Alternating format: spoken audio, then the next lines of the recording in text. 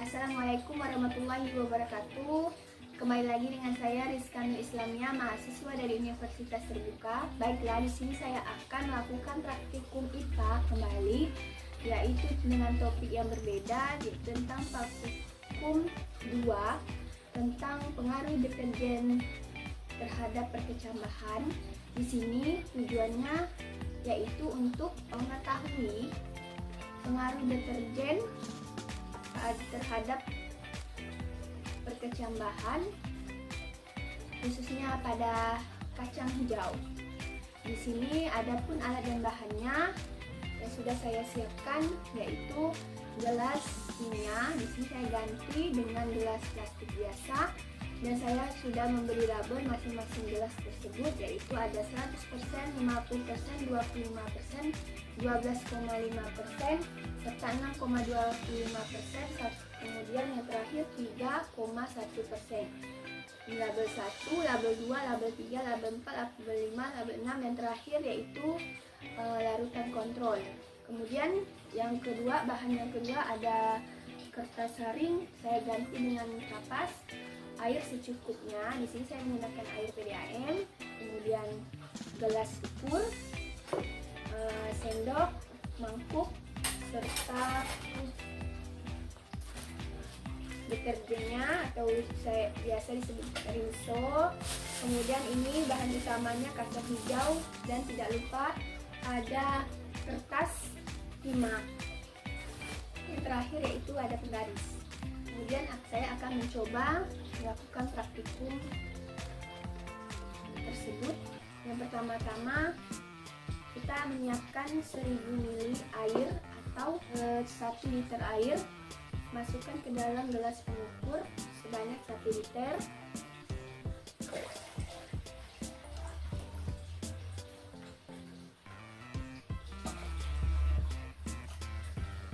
Sudah 1 liter air sudah kita sediakan. Kemudian yang selanjutnya kita akan masukkan 1 sendok makan atau 1 gram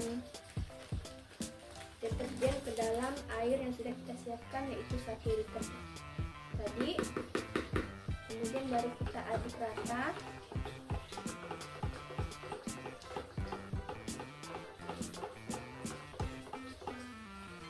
Jika sudah, kita masukkan pada gelas kontrol yang pertama, yaitu 100%, sebanyak 500 ml.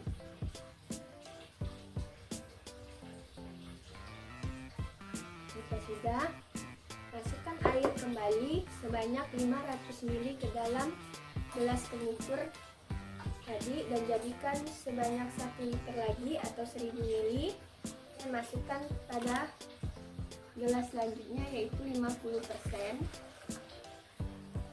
sebanyak 500 ml. Kalau sudah, masukkan lagi sebanyak 500 ml lagi.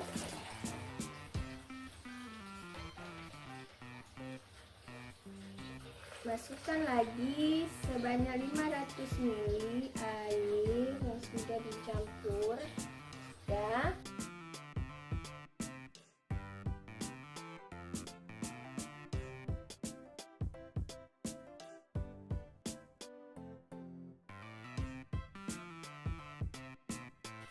Ya. Dan yang terakhir yaitu gelas kontrol, kita isi air PDAM yang netral, tidak diberi apa-apa.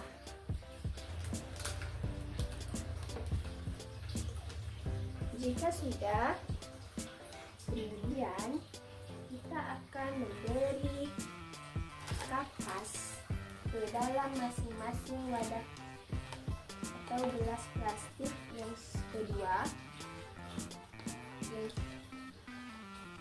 yang sudah kita beri label. Kita akan memilih kacang yang terpilih, yaitu mengambil kacang yang tenggelam, berarti itu kacang yang bagus. Kalau sudah, kita masukkan 10 biji ke dalam larutan 100%. Kemudian yang kedua, kita masukkan kacang.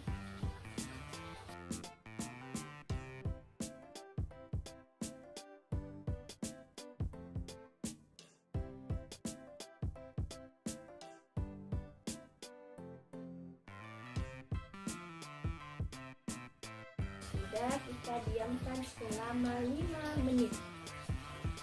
Maka selanjutnya kita akan mengambil kacang yang sudah kita rendam pada gelas 100%. Kita pindahkan. Kemudian kita masukkan kacang tersebut ke dalam gelas. Kemudian kita beri air kurang lebih 100 ml, yaitu dimana dia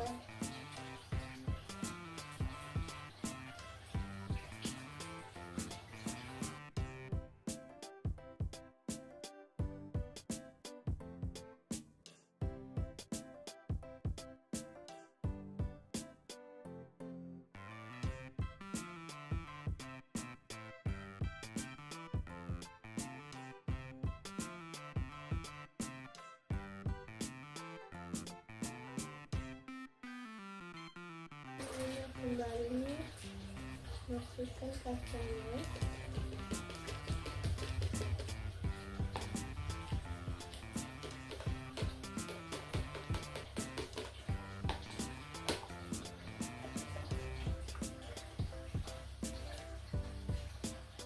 Jika sudah,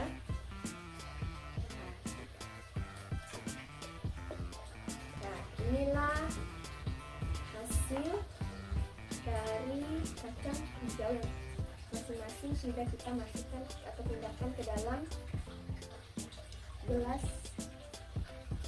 kecil yang sudah disediakan atau yang sudah tidak berisi larutan. Kemudian kita tutup gelas ini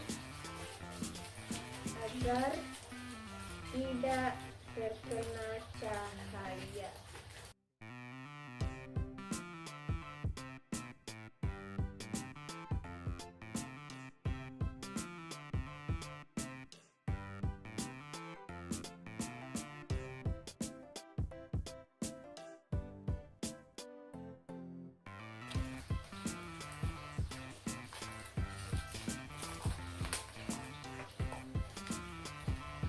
Di sini sudah saya tutup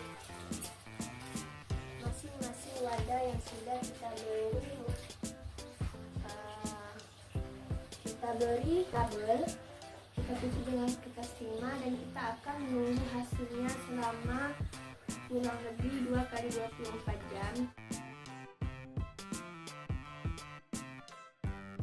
Buka kertas timahnya, maka kita akan mendapatkan hasil dan kita akan segera melakukan pengukuran terhadap perkecambahan tersebut.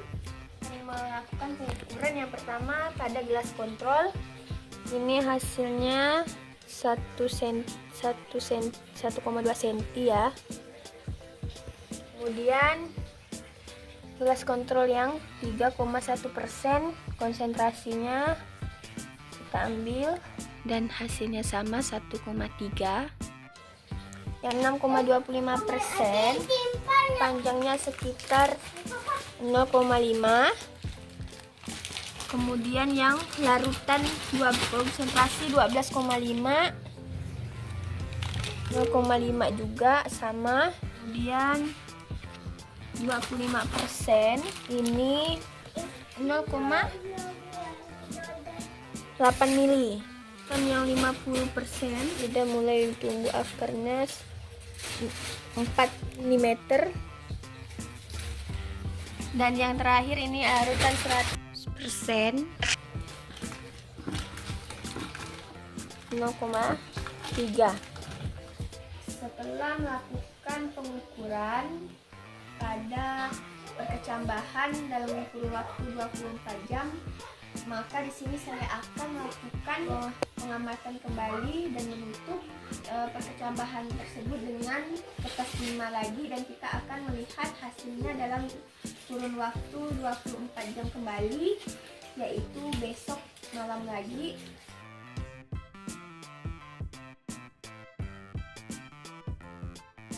Setelah 48 jam, kita akan melakukan pengamatan lagi dan akan mengukur hasil dari kacang hijau yang telah kita beri larutan konsentrasi.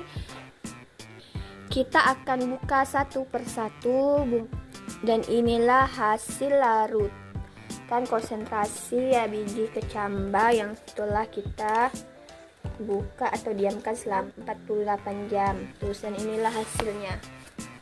Bisa kita lihat.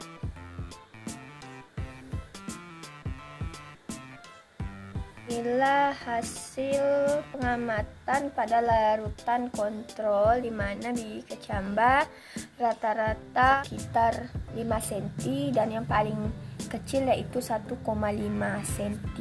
Konsentrasi 3,1%, di mana 2, 4, 6, 8, 10 rata-ratanya ada yang satunya agak panjang yaitu sekitar 3 mili dan yang lainnya 0,6 mili. Yang ini adalah hasil konsentrasi 0%. Ini panjangnya sekitar 0,8 mili. Rata-rata 6 kecamba yang ukurannya tumbuh sekitar 3,8, sisanya 2 mm. Ini konsentrasi larutan 12,5%, yang dimana semua biji kacang hijau telah tumbuh dan berakar. Paling panjang akarnya sekitar 3 mili, satunya 3 mili, sisanya 1,5. Nah, ada 1, 2, 3, 4, 5, 6, dan sisanya tumbuh 0,5. Ini adalah konsentrasi 25%. Hasilnya mulai tumbuh akar sekitar 1,5. Dan inilah hasil konsentrasi 50%, yang dimana dari 10 biji kacang hijau tersebut yang tumbuh hanya 5 dan sisanya tidak tumbuh. Kemudian adapun yang 5 tersebut pada 2 mm dan sisanya adalah 0,5 mm. Inilah hasil dari larutan 100% biji kecamba, yang dimana 7 biji kecambanya tidak berkembang, sedangkan 3 biji kecambanya berkembang menjadi kecamba, yaitu sekitar ukurannya 0,5 mm. Bisa dilihat 3.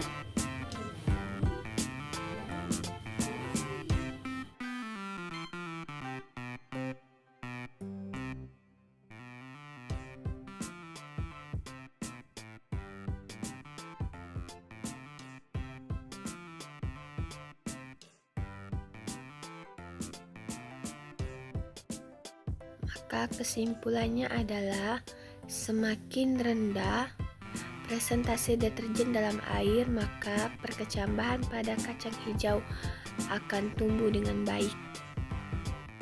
Namun sebaliknya, jika presentase deterjen yang diberikan tinggi, maka perkecambahan pada kacang hijau akan menjadi terhambat.